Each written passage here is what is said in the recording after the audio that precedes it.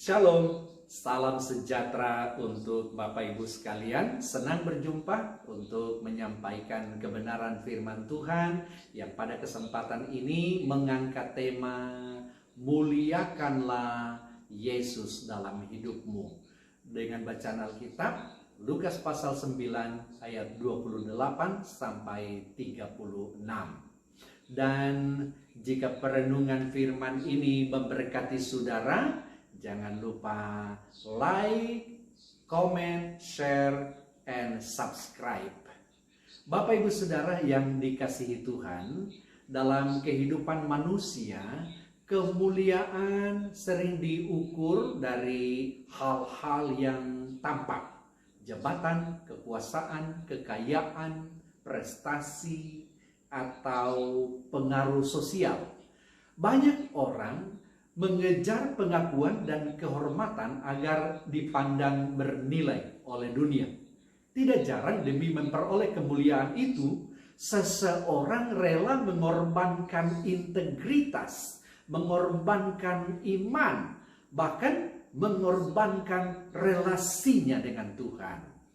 Namun Alkitab mengajarkan kepada kita bahwa kemuliaan sejati bukanlah sesuatu yang diciptakan oleh manusia, melainkan berasal dari Allah sendiri. Melalui peristiwa transfigurasi Yesus dalam Lukas 9 ayat 28 sampai 36 ini, kita diajak untuk melihat dengan jelas siapakah Yesus yang sesungguhnya dan bagaimana seharusnya respons hidup kita terhadap kemuliaannya. Perikop ini bukan sekadar kisah supranatural saudara yang menakjubkan, tetapi merupakan panggilan rohani yang sangat praktis, yakni agar setiap orang percaya memuliakan Yesus dalam seluruh aspek kehidupannya. Dari peristiwa ini, saudara, kita belajar bahwa Yesus layak dimuliakan, didengarkan, dan ditaati. Bukan hanya dalam pengalaman rohani yang luar biasa, tetapi juga dalam kehidupan sehari-hari yang nyata. Bapak Ibu Saudara yang dikasihi oleh Tuhan, Lukas mencatat bahwa Yesus naik ke atas gunung untuk berdoa bersama dengan Petrus, Yohanes, dan Yakobus. Doa menjadi latar utama dari peristiwa ini. Ketika Yesus berdoa, rupa wajahnya berubah dan pakaiannya menjadi putih berkilau. Kemuliaan ilahi yang selama ini tersembunyi kini dinyatakan secara lebih nyata. Musa dan Elia menampakkan diri dan berbicara dengan Yesus tentang kepergiannya yang akan digenapi di Yerusalem, yaitu penderitaan dan kematiannya di kayu salib. Peristiwa ini, saudara, menunjukkan bahwa kemuliaan Yesus tidak terpisah dari salib. Kemuliaan sejati justru dinyatakan melalui ketaatan dan pengorbanan.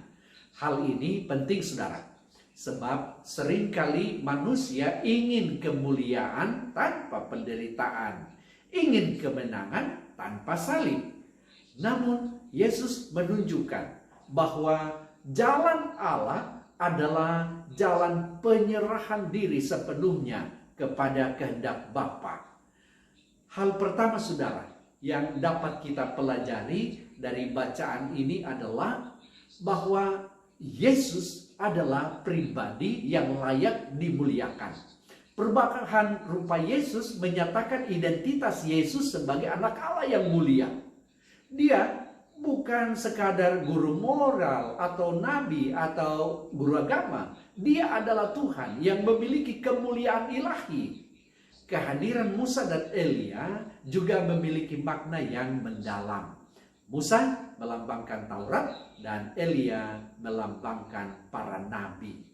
Dengan demikian, seluruh kitab suci Perjanjian Lama menuju kepada Yesus dan digenapi di dalam Dia. Ini mengajarkan bahwa Yesus adalah pusat iman Kristen. Kemuliaan Yesus berarti menempatkan Yesus sebagai pusat kehidupan, pusat iman, pusat pelayanan, dan tentunya pusat pengharapan kita. Secara praktis, kita memuliakan Yesus ketika kita mengakui Dia sebagai Tuhan. Bukan hanya dengan kata-kata, tetapi melalui sikap hidup kita hari lepas hari. Apakah Yesus sungguh menjadi pusat pengambilan keputusan kita? Apakah nilai-nilai hidup kita selaras dengan kehendak-Nya? Saudara, memuliakan Yesus berarti memberi Dia tempat yang utama, bukan posisi tambahan dalam hidup kita, bukan. Dalam peristiwa ini, saudara, terdengarlah suara dari Allah yang berkata, "Inilah anakku yang kupilih, dengarkanlah Dia." Pernyataan ini sangat tegas, saudara. Allah Bapa sendiri memerintahkan murid-murid untuk membenarkan atau mendengarkan Yesus. Ini menunjukkan bahwa memuliakan Yesus tidak cukup hanya mengagumi kemuliaannya, tetapi harus diwujudkan melalui ketaatan kepada firman-Nya. Petrus yang terpesona oleh pengalaman tersebut ingin mendirikan 3 kemah bagi Yesus, Musa, dan Elia. Namun ia tidak sepenuhnya memahami kehendak Allah. Pengalaman rohani yang indah tidak boleh membuat kita berhenti pada perasaan kagum, saudara, melainkan harusnya mendorong kita untuk menyatakan sikap taat kita. Banyak orang Kristen senang dengan pengalaman ibadah yang menyentuh, tetapi kurang serius dalam mendengarkan dan melakukan firman Tuhan dalam kehidupan sehari-hari. Secara praktis, mendengarkan Yesus berarti membaca, merenungkan, dan melakukan firman-Nya. Dalam keluarga, pekerjaan, pelayanan, dan pergaulan sosial, kita dipanggil untuk menjadikan ajaran Kristus sebagai pedoman hidup kita. Ketika kita memilih kejujuran di tengah godaan, mengampuni di tengah duka, dan setia di tengah kesulitan, kita sedang memuliakan Yesus melalui ketaatan kita. Saudara, peristiwa transfigurasi tidak berlangsung lama. Setelah semuanya berakhir, Yesus kembali ke keadaannya semula dan turun dari gunung bersama murid-murid. Ini mengajarkan bahwa pengalaman rohani yang tinggi harus diikuti dengan kehidupan nyata yang penuh tanggung jawab. Memuliakan Yesus bukan hanya dilakukan di tempat ibadah, saudara, tetapi juga dalam rutinitas sehari-hari kita. Di tempat kerja kita memuliakan Yesus dengan bekerja dengan jujur dan bertanggung jawab. Dalam keluarga kita memuliakan Yesus dengan mengasihi, melayani, dan membangun relasi yang sehat. Dalam masyarakat kita memuliakan Yesus dengan menjadi terang dan garam, membawa damai, keadilan, dan kasih.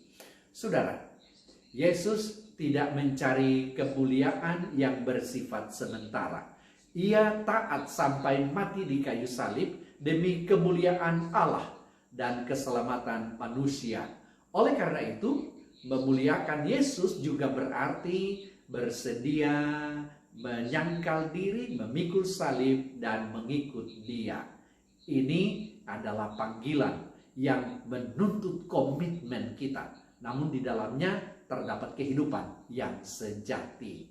Bapak Ibu Saudara yang dikasihi oleh Tuhan Yesus, melalui bacaan Lukas 9 ayat 28 sampai 36 ini kita diingatkan bahwa Yesus adalah Tuhan yang mulia dan layak menerima seluruh penghormatan hidup kita. Allah Bapa sendiri menyatakan bahwa Yesus adalah anak yang terpilih dan harus didengarkan. Peristiwa transfigurasi ini meneguhkan iman para murid dan menguatkan mereka untuk menghadapi jalan salib yang akan datang.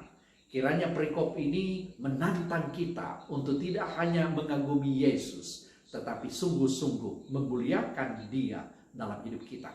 Marilah kita memuliakan Yesus dengan menempatkan Dia sebagai pusat kehidupan kita, mendengarkan dan menaati firman-Nya, serta hidup sesuai dengan kehendak-Nya dalam setiap aspek kehidupan kita. Dengan demikian, melalui hidup kita, nama Tuhan dipermuliakan dan dunia dapat melihat kemuliaan Kristus yang nyata itu. Tuhan memberkati saudara sekalian. Amin.